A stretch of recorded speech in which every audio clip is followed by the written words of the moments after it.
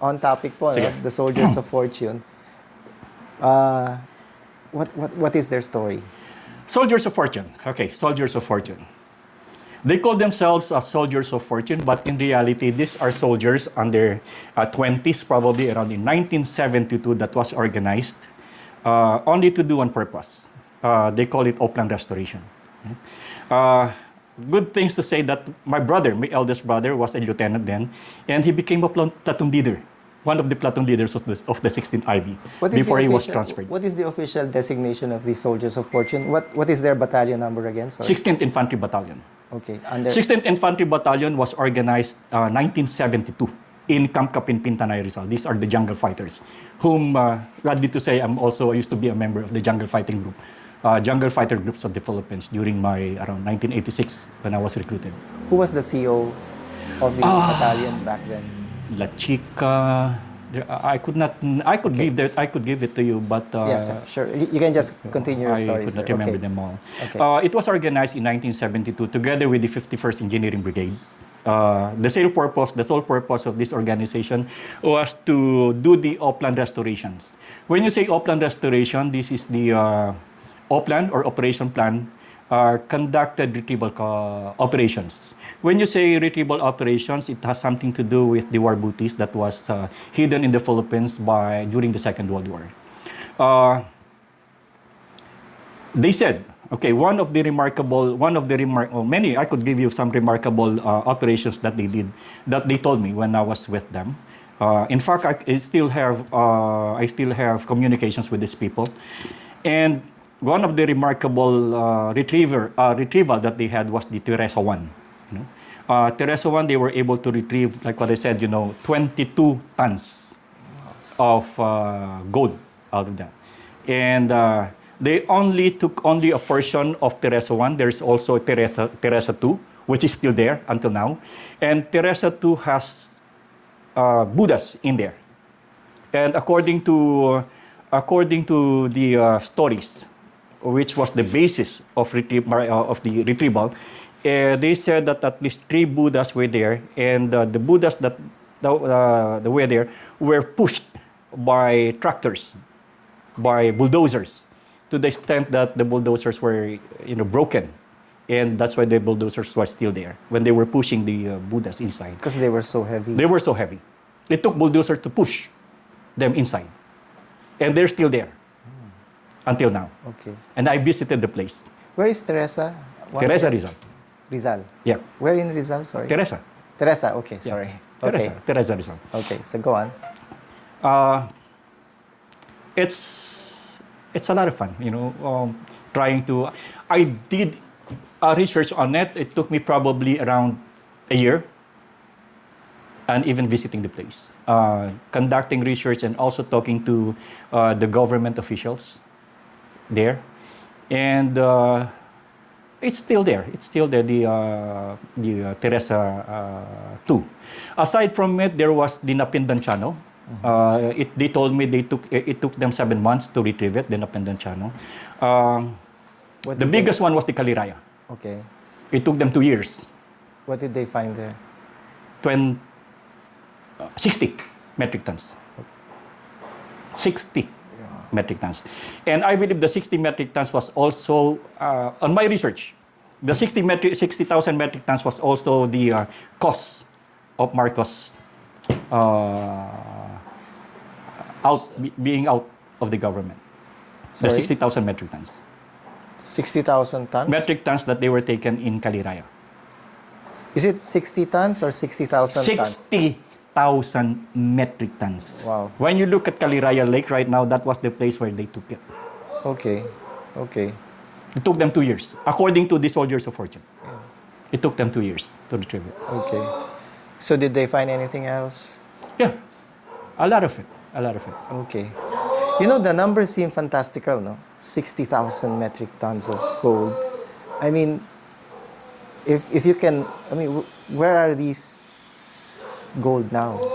Citibank of New York, probably, or probably in London. Okay.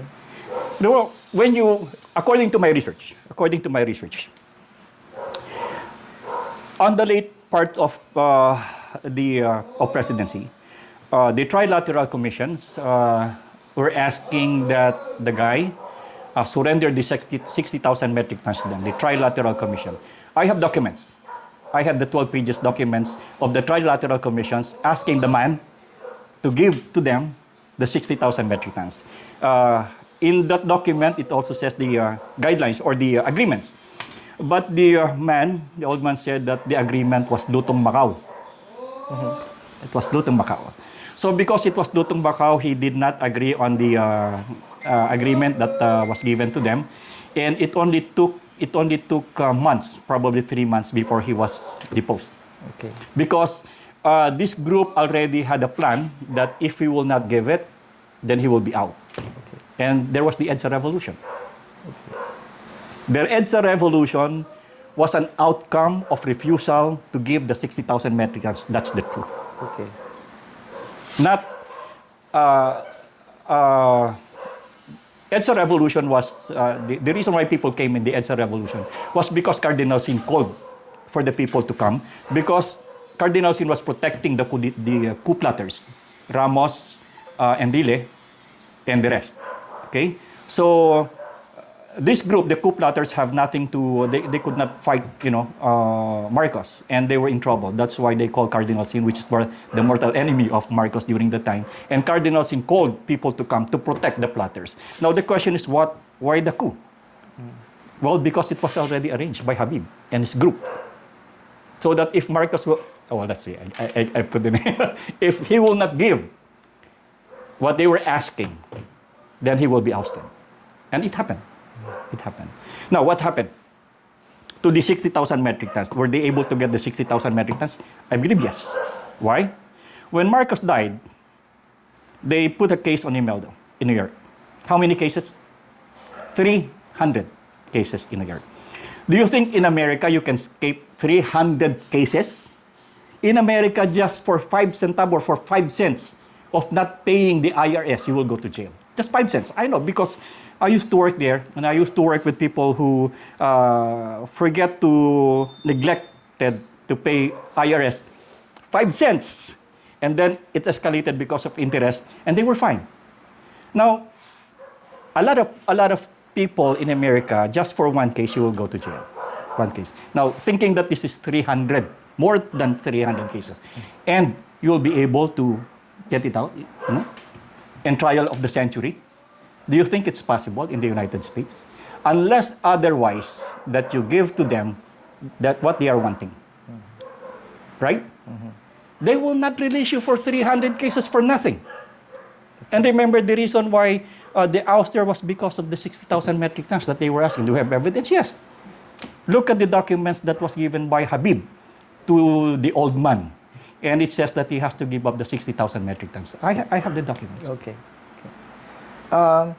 So that is the Soldiers of Fortune. That those were some of the recoveries that was made by the Soldiers of Fortune. Now, unfortunately, the Soldiers of Fortune had been promised that they will be given shares. Not a single centavo, not a penny they received. What were they expecting? Share, like as promised. Like how big a share were they expecting? Probably even a bar will do to them. Okay. But not a penny, not a penny. It's a pity. Okay. And until now, they're still waiting, and they're still wanting and still hoping that they will be given share. Okay. Until now. Okay. And these people are still grouped together because as grouped together, they believe that by doing so, they could still they will be given still. How many of these soldiers are still alive? Rough estimate. The one I had when we had the meetings probably around 30, but more because some of them live outside the, not only because they have a group, but some of them are living outside. But many of them probably died right now. I do not know about the guy, Boy Tanay, who was a classmate of my brother in the Scout Ranger, because my brother was a Scout Ranger and that was his classmate. He was with the Soldiers of Fortune. Mm-hmm. My brother, he was the classmate of my brother on Ranger Class 20. Okay. And still one of the retrievers. Okay. So, of course, those people will not lie. Why will they? Why will they? What happened to them after the battalion was dismantled? They cried. They finished their tour with the army and what? Yeah, they're all retired and crying. hoping for something that will be given to them right now, until now. I'm still hoping. Still hoping. But did they ever file a case to get their fair share of the discovery? Well, they were advised to file a case in Switzerland. But they can't afford. And of course, lawyer in Switzerland is per hour. How could they afford it? They could not even afford to buy their meal. Okay. Yeah, how are their living conditions now, the survivors of this battalion? Ordinary people. Poor people. What do they rely on for their livelihood? Just their retirement? Not even. Not even. Just the same Filipinos, living on a day-to-day basis. Most of them are grandfathers already. Some of them are dead. Okay. Many of them are dead already. Okay. Many of them are dead. Okay. So what are they hoping? I mean, look, it's almost a foregone conclusion that we will have Ferdinand Marcos Jr. as president. They are expecting and they are hoping that the son, will fulfill the promise of his father that they will be given a share. Okay. That is their expectation right now. But isn't that wishful thinking? Because Mr. Marcos Jr. doesn't even acknowledge the existence of these gold bars. Well, a wish is a wish. It's a wishful thinking. Okay. And I hope the wish will come true. Okay. We do not know. We do not know. Okay.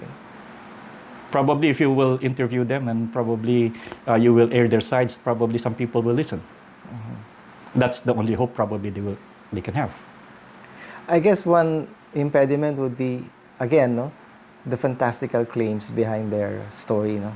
Just 60,000 metric tons of gold.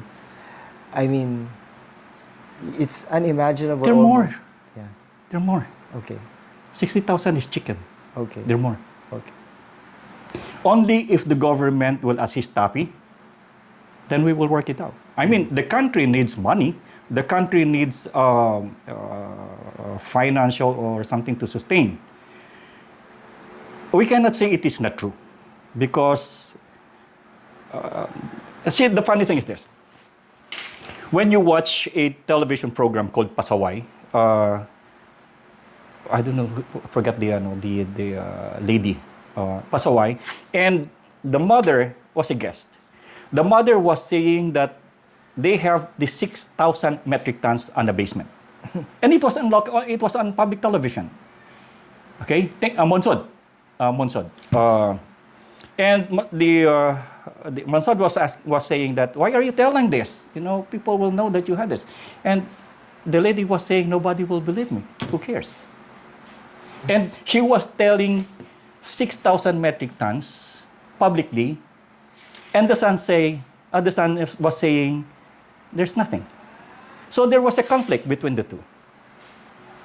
Now who's telling the truth? Okay.